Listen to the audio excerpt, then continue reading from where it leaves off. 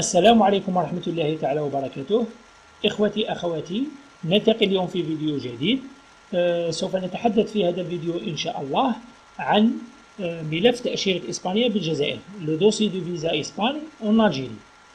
قبل ما نبدأ في هذا الفيديو أعلمكم بأنني سوف أضع مجموعة من الروابط. هذه الروابط تتعلق بفيزا شنغن في الجزائر.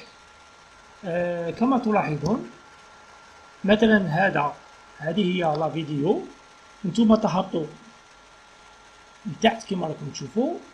هنا غادي تلقوا عدد المشاهدات، تلقوا هنا في خانة الوصف كما راكم تشوفوا مجموعة من الروابط. تضغط هنا على بلس يخرج لك مجموعة من الروابط كما راكم تشوفوا. هذه الروابط متعلقة بفيزا شنغن في الجزائر. الرابط الأول هذا خاص بالمدونة تاعي ميتيف سيرفيس شانيل. تضغطوا على هذا الرابط تخرج لكم المدونة. هذه هي المدونة الخاصة بي. هذه هي المدونة. ستجدون في هذه المدونة كل ما يتعلق بالفيزا شنغن. انت إذا كان حبيت تدخل في فيزا شنغن تضغط هنا فيزا شنغن. فوالا هنا غادي تلقى مواضيع تتحدث عن فيزا شنغن. مثلا اكزومبل هنا غادي تلقى فورمولير فيزا ألمان PDF، وتلقى إن شاء الله مجموعة من الروابط تتعلق بفيزا شنغن في الجزائر. زيادة على رابط المدونة سوف تجدون مجموعة من الروابط كما تلاحظون متعلقة بفيزا شنغن. بار اكزومبل هنا كما راكم تشوفوا formulaire de demande de visa pour un court séjour visa Espagne. تضغطوا على هذا الرابط يخرج لكم مباشرة رابط لتيليشارجوا به لو فورمولير دو فيزا فرانس اي اكسيتيرا. دونك بدون إطالة نعود إلى لا فيديو تاع اليوم. الفيديو تاع اليوم كما قلت لكم وهو ملف تأشيرة إسبانيا بالجزائر. دونك سوف نتحدث بالتفصيل الممل على هذا الملف. كما راكم تشوفوا هنا هادو هما لي دوكيمون nécessaires pour le dossier visa Espagne en Algérie. Le premier document nécessaire pour le dossier visa Espagne, c'est le formulaire de demande de visa signé par le demandeur. Donc هذا هو شكل لو فورمولير كما راكم تشوفوا. نتوما تقومون بتحميل هذا لو فورمولير، تعمروا هذا لو فورمولير وتسنيوه هنا في لافان تاع لو فورمولير. دونك غادي نخلي لكم تحت لا فيديو رابط لتحميل لو فورمولير فيزا اسبان في الجزائر. دوزيام دوكيمون اون فوتو ديدونتيتي تكون ريسونت، ويكون في هذه لا فوتو دي كاركتيرستيك، معناه يكون مجموعة من الشروط في هذه لا فوتو. كما راكم تشوفوا ليك لا فوتو دي ديمونسيون تاعها يكون لارجير تاعها العرض تاعها 3.5 والطول تاعها لا لونغير تكون 4.5. لو فيزاج كما راكم تشوفوا لو فيزاج اللي كيكون اوكوبي او موان 70% من لا فوتو كما راكم تشوفوا. فوالا لو فيزاج اوكيب لو مينيموم 70 à 80% من لا فوتو، وتكون دو فاس معناه الوجه تاعك يكون فاس، ما تكونش دو بروفيل، ما تكونش بالجنب كما راهم يقول لك هنا لي دو كوتي دو فيزاج يكونوا فيزيبل. حنا ما ندخلوش في هذا الديتاي. انت ما عليك الا الذهاب عن فوتوغراف وتقول له بلي خاصني ان فوتو سبيسيال بور فيزا اسبانيا. هو راه يعرف لي كونديسيون اللي يكونوا متوفرين في هذه لا فوتو. لاريير يكون بلون ولا يكون كلير، ولي ديمونسيون هو راه يعرفها. لو تروازيام دوكيمون وهو لو باسبور. كذلك لو باسبور يجب أن تتوفر فيه مجموعة من الشروط. الحاجة الأولى لا دات ديكسبيراسيون تاعه، معناه نهاية صلاحية هذا لو باسبور تكون لو مينيموم تكون 3 موا ابخي لا دات بريفي تاع الفيزا. مثلا إذا كان أنت راك حاب تروح مثلا لإسبان في أول ماي مثلا ولا أول جوان، مثلا لو برومي جوان، معناه لو باسبور تاعك يكون جوان جويي وتكون على الأقل يموت في سبتمبر، معناه 3 موا ابخي لا دات بريفو لا دات بريفو تاع لو فواياج تاعك. من الأحسن تكون 6 موا. تحط هذا لو باسبور اوريجينال وتحط لي فوتوكوبي تاع كاع لو باسبور. وهذا لا فوتوكوبي اللي تكون في ورقه A4 معناه الورقه تقعد كومبليت. معناه كي تروح عند ان فوتوكوبيوز ما يقطعلكش لا فوتوكوبي على حساب الباسبور. معناه الورقه اللي تقعد كومبليت وتيفيتي لي غرافيوس تاع الوراقي ما تغرافيهمش. الحاجه الثالثه في لو باسبور اللي يكون عندك هنا لو مينيموم دو باج فيد. سي تو طافي نورمال. انت ما تدفعش ان باسبور اللي يكون الوراقي تاعك كاع معمرين دي فيزا اونتيريور. تبعت ان باسبور يكون فيه على الاقل ورقتين فيد باش يعلقوا لك فيها الفيزا. كاتريام دوكيمون وهو لاسيرونس دو فواياج. كذلك لاسيرونس دو فواياج يجب ان تتوفر فيها مجموعه من الشروط. الحاجه الاولى لاسيرونس دو فواياج اللي تكوفري لا دوري اللي غادي تقعدها في الاسبان. مثلا اذا كان انت عندك لالي لو 1 اوت وتولي لو 8 اوت، لاسيرونس تبدا لو 1 لا دات دو ديبار تاعك وتنتهي لو 8 اوت لا دات دو روتور. هذا الشرط الاول. الشرط الثاني لاسيرونس اللي قديرها في اجونس داسيرونس تكون اغريي.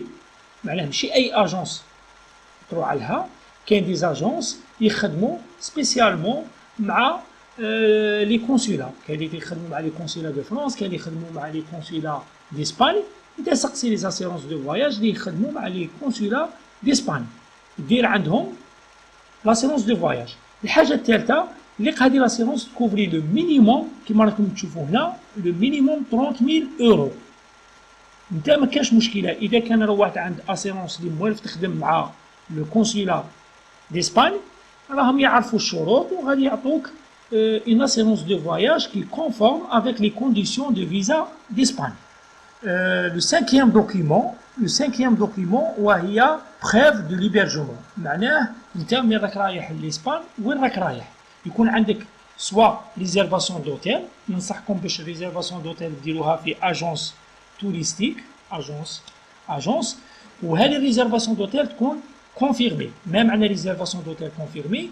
معناه إذا كان هما قاموا باتصال مع هذاك لوتيل اللي غادي تروحوا له يقولون فري هذا لا بيرسون راه جاي عندي اونتر لا دات الفلانيه ولا دات الفلانيه. معناه ريزيرفاسيون دوتيل تكون افيك كونفيرماسيون. ولا يكون عندك ان ايبرجمون من طرف احد الاقارب. مثلا اللي يروح عند واحد يكون قريب تاعه يعيش في اسبانيا يرسل له ان ايبرجمون. ولا الاشخاص اللي راهم عندهم دعوه من طرف une entreprise. هذه l'entreprise تبعث لهم l'hébergement d'accueil. Le sixième document وهو فوتوكوبي تاع لي بيي دافيون. الأحسن يكون عندك الي روتور دير له فوتوكوبي وتتبعها في لو دوسي دو فيزا. Le septième document وهو justificatif des moyens de subsistance. معناه أي واحد يبغي يروح لإسبان تكون عنده une justification باللي عنده لارجون باش يروح لإسبان. عندك المال باش تروح لإسبان. هنا شدير اللي يكون عندك ان كونت اورو ولا كونت دوفيز في اون بنك في الجزائر. تروح لهذيك لا بنك وتدوموندي منهم ريلوفي تاع لي 3 ديرني موا. لي 3 ديرني موا معناه في هذه 3 موا التاليه شحال دخلت دراهم وشحال خرجت دراهم، شحال دخلت اورو وشحال خرجت اورو. من احسن لو كونت تاعك يكون فيه بين 1200 حتى 2000 اورو. بين 1000 حتى 2000 اورو ابوبري 2000 اورو بور اون دوري دو 8 جور. معناها بالنسبه للناس اللي يروحوا غير 8 ايام لاسبان. اذا كان روحت شهر حاجه باينه لك الدراهم يكونوا عندك اكثر. والحاجه نوصيكم عليها ثاني من الاحسن تيفيتي باش تغونفلي لو كونت تاعك. كاين اللي يدير مثلا 30000 اورو رايح 8 جور لاسبان ويدير فيه 30000 اورو. معناها باينه هذا الشخص راه دايرها متعمد باش يغونفلي لو كونت تاعه قادر يتحصل على روف.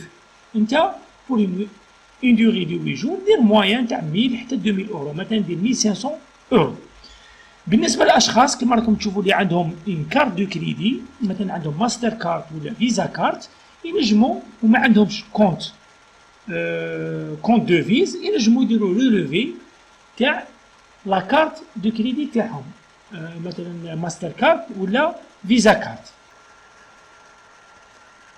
Le huitième et le dernier document وهو justificatif de la stabilité de la situation socio-économique. هنا على حساب الشخص اللي راه رايح لإسبانيا. هناك ناس دي سالاريي، هناك ناس دي كوميرسون، كاين دي بروفيسيون ليبرال، كاين دي زيتيديون. هنا كل كاتيجوري عندها ان دوسي بريسي، عندها دوسي معين، ملف معين على حساب لا كاتيجوري تاعها. حنا ما نجموش نحكو كاع لي كاتيجوري في هذا الفيديو باش الفيديو ما يكونش طويل. نحكو اكزومبل على لو سالاريي شهو ملف تاع ان سالاريي. لي زوتر بالنسبه للكوميرسون، بروفيسيون ليبرال اكسيتيرا. نخلي لكم هذا لو دوكيمون تحت الفيديو، تنجموا تيليشارجوا لي دوكيمون وتحوسوا على الملف الخاص بكم. معناه ان كوميرسون شي يدير، ان بروفيسيون ليبرال شي يدير اكسيتيرا. بالنسبه لو سالاريي يدوموندو لك 3 شوز، 3 اشياء. الحاجه الاولى يدوموندي لك اون اتيساسيون دو طرافاي، اتيساسيون طرافاي تكون ريسونت، تكون جديده. الحاجه الثانيه يدوموندو لك فيش دو باي تاع لي 3 ديرنيي موا. انت اذا كان راك رايح في اوت تفعلهم تاع تسمى تفعلهم تاع جويي جوان مي، تفعلهم تاع مي جوان جويي، هذا اللي راه رايح مثلا الاوت. الحاجه الثالثه تجيب لهم اتيساسيون دافيلياسيون على كناس، تروح لهم الكناس تدي لهم كارت شيفا تاعك، دوموندي لهم تقول لهم خاصني اتيساسيون دافيلياسيون على كناس. هذه لاتيساسيون دافيلياسيون على كناس يعطوها لك لو ميم جور، تدفعها في لو دوسي. دونك هذه هي خلاصه ملف تاشيره اسبانيا بالجزائر. نعاود لكم هناك 7 تاع لي دوكيمون الاولى هذا كومان pour toutes les personnes، كاع الناس يديروا هادو 7 تاع لي دوكيمون. لو 8 دوكيمون دونك لو 8 دوكيمون ديبون دو لا كاتيجوري تاع البيرسون اللي راها رايحه لإسبانيا. ان سالاري يدير ان دوسي خاص به، ان كوميرسون يدير ان دوسي خاص به اكسيتيرا. لو ديرني هذا لو دوكيمون هذا بالنسبه للاشخاص اللي عايشين خارج الجزائر، دي زيترونجي وعايشين في الجزائر. بهذا نكون قد انهينا فيديو اليوم الذي يتحدث حول ملف تأشيرة إسبانيا بالجزائر. إن شاء الله يكون يعجبكم هذا الفيديو. ما تنسوش الاشتراك في القناة، ما تنسوش الضغط على زر الجرس ليصلكم كل ما هو جديد. وكما قلت لكم سوف أضع مجموعة من الروابط، روابط جد مهمة تتعلق بالفيزا شنغن في الجزائر. ما عليكم إلا الدخول تحت الفيديو في الوصف كما بينت لكم في بداية الفيديو. ومع السلامة.